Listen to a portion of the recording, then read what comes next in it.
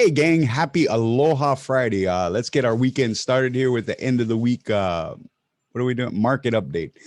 We'll keep the NASDAQ in the background, okay, because it's been a little bit on fire. The S&P made another 52-week high today, but the other two markets didn't. Um, you know, we're seeing some things right now, and I kind of touched on it the last couple of days, especially with markets kind of edging to new highs, discombobulated economic news, right? Look at the crap show from the last couple of days. Yesterday, the market sold off on it was having trouble 2 days ago from inflation concerns. The next morning, not even 24 hours later, it's selling off because of deflation concerns. And then today, now the 10-year bond is popped back up to about 1.3. And it's all off the board and the rally is happening, right? What we're doing is, this is what we're doing, guys. We're still in that wait and see mode right now. And I'm going to show you on the charts what I think we're seeing. And you guys are welcome to post your comments in the comments. But it's higher highs, right? Especially with the S&P 500. We're getting these little pushes to 52-week highs, but we're not really getting it from the NASDAQ. And the Dow is at least 100 points off. Where's the Dow at right now? 34.8. It can't even get back over 35,000. So it's not even near that high. Let's go pop over and look at some charts together, guys. And I'll talk a little bit more of why we're sitting on that. Let me move this handsome guy somewhere here. Let's get him down here. You can see this is a one-year chart of the NASDAQ. That was the wrong place to put it. Let's put it down there. You can see the NASDAQ. It's been a nice little run, right? We had that ugly day yesterday. We had a little chippy in the afternoon, got a little bit more brave, and then a little bit of follow through, but still not able to get through that bar there. Let me open it up for a little bit for you. Again, remember, we keep our charts very simple. So we did something with our charts. You might have noticed we removed the MACD and we put the advanced decline line. Why? We want to see the advanced decline line. If you look at on the NASDAQ, it's been trickling okay, but it's not really in a bullish mode. It's in a sideways mode. This is more obvious with the Dow. Look at your Dow advanced decline line. Now, I mentioned that when we put on a indicator, we usually take one off temporarily. That way we don't get confused with too many indicators, things just taking your brain all kinds of different directions. We're looking for signs of a new high. And what we think we're getting right now is this market is making a triple top. You can see one top there where it made the all-time high, right? About 35.11. Then it tried it again and it stopped before the 35. In fact, it stopped right where it is right now. And if you open that bar up, it looks like it might be petering out a little bit here. You've got a series of highs and you've got a series of lower highs or equal highs. But here's the thing, guys. Look back to when we had these pokes. You see how it made this nice little run here? Look where your advanced decline line was. Made another one here, right? Look where your advanced decline line was. Made another one here. Look where we were. Look where we are right now. Very, very concerning, I think. And what this tells you is, guys, you look at Apple today. Let's pop on over to an Apple chart. I should have it up here already. Let's add Apple.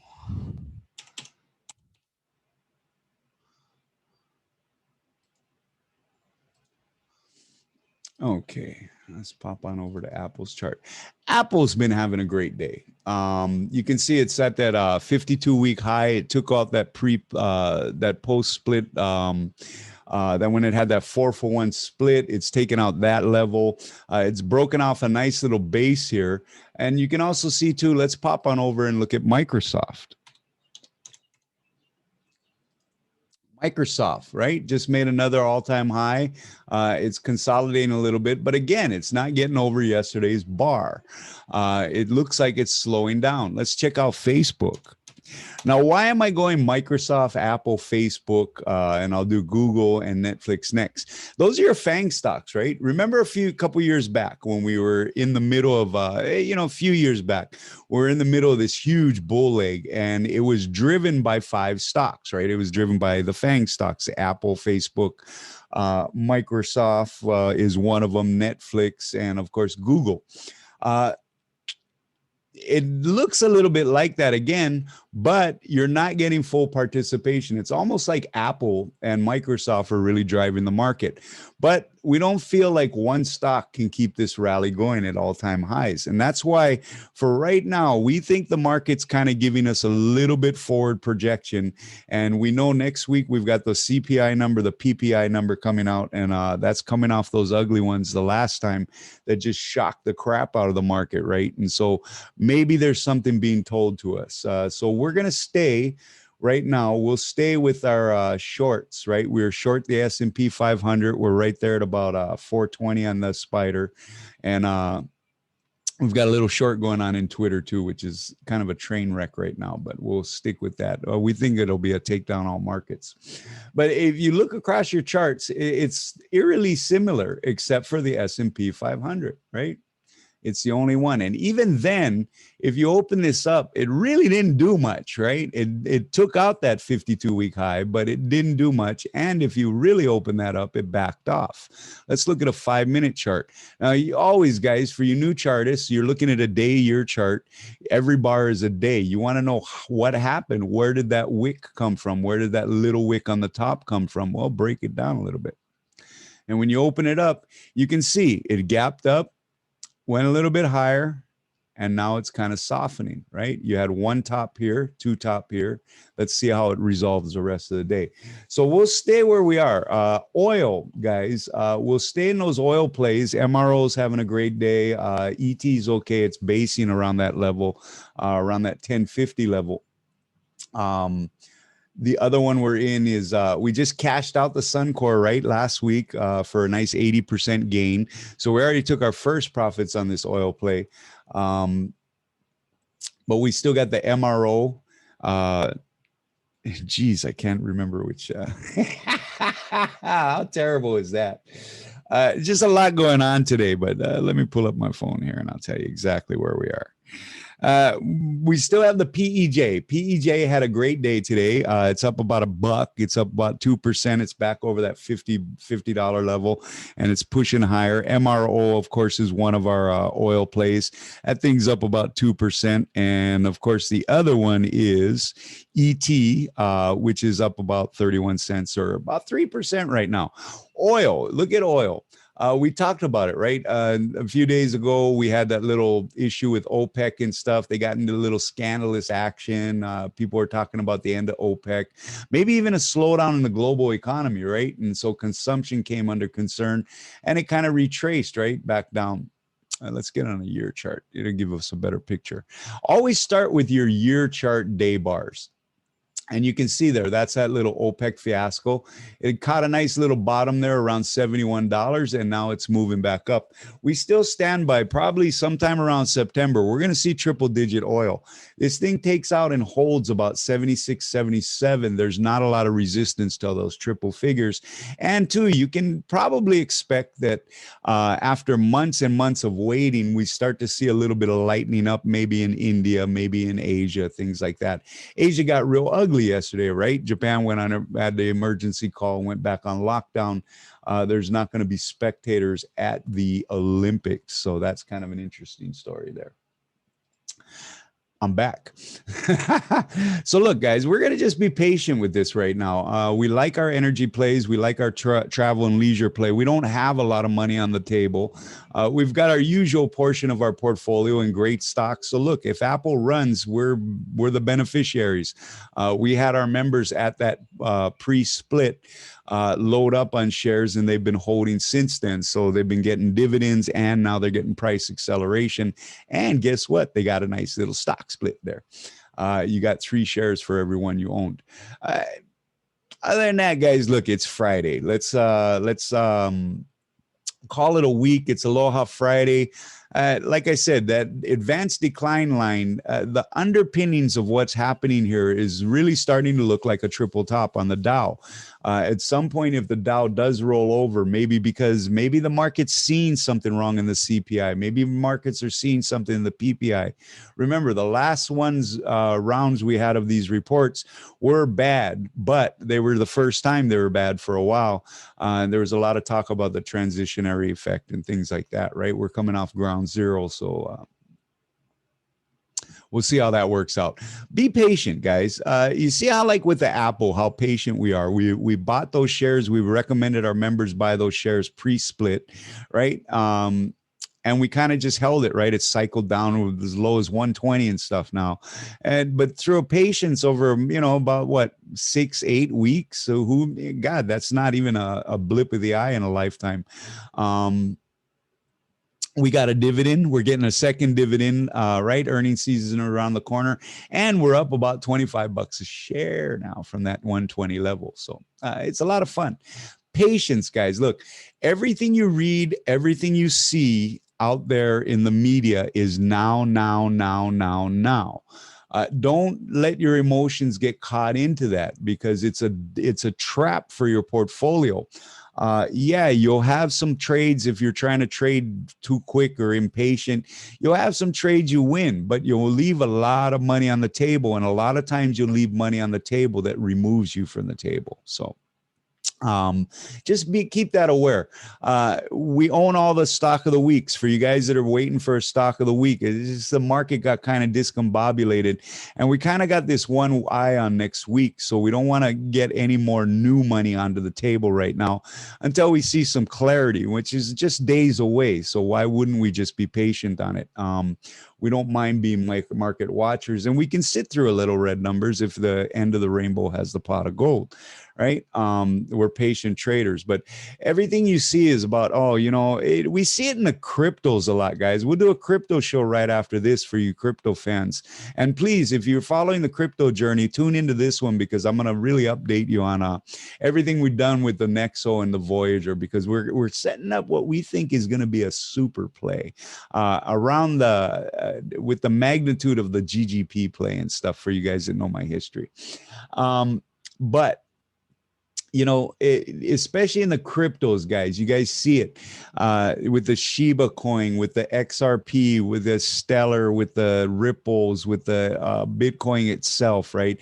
Everything is always, you need to buy it right now because it's about to happen. Well, for about almost 2 months now, nothing's happened with crypto, right? It goes up a little bit in that range. It comes down a little bit in that range. It's an accumulation phase. If you're smart, you're building your positions right now. If you're impatient, or if you're chasing that ambulance, you're going to be in and out of stuff, and probably at losses, right? And it goes the same with the stock market. Really, guys, and tune in for the crypto show, and I'll explain this to you guys more. Cryptos are the penny stocks from the late 90s. And if you trade them that way, it finally clicked on us earlier this week. Me and my trade team were talking. It clicked with me, and was one of my trade team's questions that they asked me that made it all click. You got to trade these the way you made millions in the penny stocks. And it doesn't involve fraud. It doesn't involve day trading. It doesn't involve anything else. And if you want to know this trick, tune in. We'll see if it works again. It worked in the late 90s for us with penny stocks, and we'll see if it works in the late 2000s, 2020s. I don't know. What year is it? 2021. All right. Anyways, guys, that's the kind of Friday it is over here at the trade room. Let's go do a market check before we let you guys go.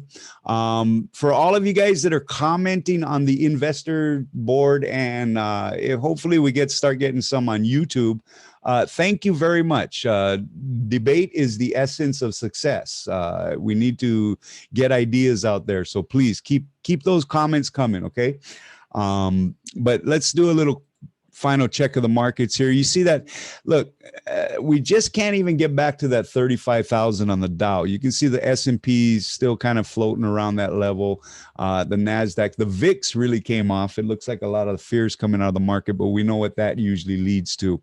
When you go across the board, we were talking about the 10-year bond. You see, look, people were freaking out at 1.45. People were just having a butt fit and when it went into those 1.7s. Now it's at this nice 1.36, and there's another issue, right? There's always something wrong, and that goes back to what I tell you guys about what you see in the media and stuff, the fear porn. That's how these guys make money, is fear porn. But anyway, so that you can see that bond's pretty tame right now. It's at 1.3. We'll see where it is Tuesday when that CPI number comes out. Oil. We just can't talk enough about oil. We've got those oil plays. We own oil stocks too. Remember, ET was stock of the week a couple months back, and when it was at $7, and that's 2 dividends and about $3, $4 ago, on a nice little under $10 stock. Suncor. We still own the Suncor shares. Even though we sold those options at a nice 80% profit a couple weeks ago, we still own the shares, and that was a stock of the week too. I think under $20. So there's a lot of good things in the stock of the week, and we can't talk enough about oil right now. We think oil is going to be really front and center here over the next maybe 3 or 4 weeks, especially depending on how these inflation numbers come out. I know in Hawaii, guys, wherever you are, I guarantee you're feeling it. But in Hawaii, people are really starting to murmur about the gas prices. So I don't own a car, so I don't worry about that. I own the oil stock.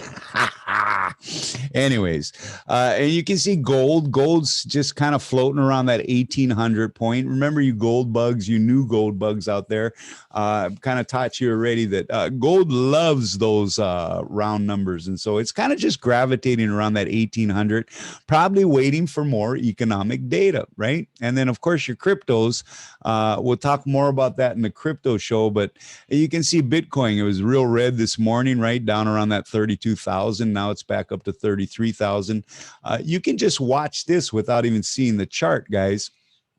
All right. If you can watch that without even seeing the chart and tell this is exactly what's happening. Look at that long base there. That's where you buy. That's where you load up. You don't want to be buying here. You want to be selling there after you buy here. And if you go back, I mean, really the last time you had a buying opportunity, a basing opportunity like that was about half the amount of time here, and it ended up leading to a 60,000. But really your best buying time so far has been here. This might rival that at some point if we go a couple months. I saw somebody on I was on, I think, crypto.com reading the news. I forget who it was, but they were saying they've seen an upside down cup and handle. I'm not sure where they're seeing that on this chart. Maybe here, maybe that's an upside down cup. That's the handle. And they're saying the weakening here will actually take us down to that 24, 23 level. Look, if that happens, we'll just keep accumulating at that level. But we don't, we're not going to make those kind of calls, guys. We're going to go with the chart. Okay. So for you Bitcoin people, tune in for more details. The crypto show. So that kind of covers the board. Asia had a rough night last night, except for China. You can see the Shanghai did, but the Hong Kong had a little bit of trouble. And then the Nikkei was a little upside down, which makes sense because they went into another shutdown, right? Europe had a good day. You can see across the board about 2%, 1.5 to 2% across the board. Other than that, money's kind of fugly right now. And I've talked about that before too, right? Looking at the overall sentiment of money in the investable markets, right? You look across the board right now, right? You see the US markets are a little green. You see Europe was nice and green. You see Asia's a little red, but we know why, right? We had a shutdown in Japan. Bonds are a little chippy. Oil is nice and green. Gold is green, right? Your dollar and stuff are just kind of flat right now. And your cryptos have gone green. So there's overall a kind of a bullish sentiment with money overall, right? Right now, though, there's some warning signs in the market, and we want to pay attention to those. And so we'll go. You guys have a great weekend. We'll go have a nice weekend, and we'll get back to it on Monday morning. We had a great week selling covered calls. I'll tell you that in our live room. I think overall, on our members covered call list, we sold 14 covered calls, and per contract, the average gain was a total of about $400. And that's nice to have in your portfolio, right? Especially when you own Apple pre-split and it's at 145. Anyways, you guys have a great day, okay? Have a great weekend. Enjoy big things this weekend, right? We still got the NBA championship going on. That's looking like a snoozer. We didn't even watch the whole game yesterday. We got the big fight tomorrow, right? We got Conor McGregor. he was in something. I know I saw something on TV where he's trying to kick the guy during the weigh-in or something like that. So, you know, UFC is always fun, right? It's got some characters in there. Baseball is in full swing, and thank God we're another week closer to football season. And if nothing else, guys, if you're not a sports fan or you're not a sports girl or whatever, sports transgender or whatever you are, go on out and see a movie or something. You know what I mean? Get out a little bit. It's been a long time since we could do that. Enjoy. Just have a great weekend. The theme here is just have a great weekend. Put the week behind you. We'll get ready for next week on Sunday night like we always do, and we'll roll out Monday morning. From us over at Financial Reboot, you guys have a great week, and thank you for watching.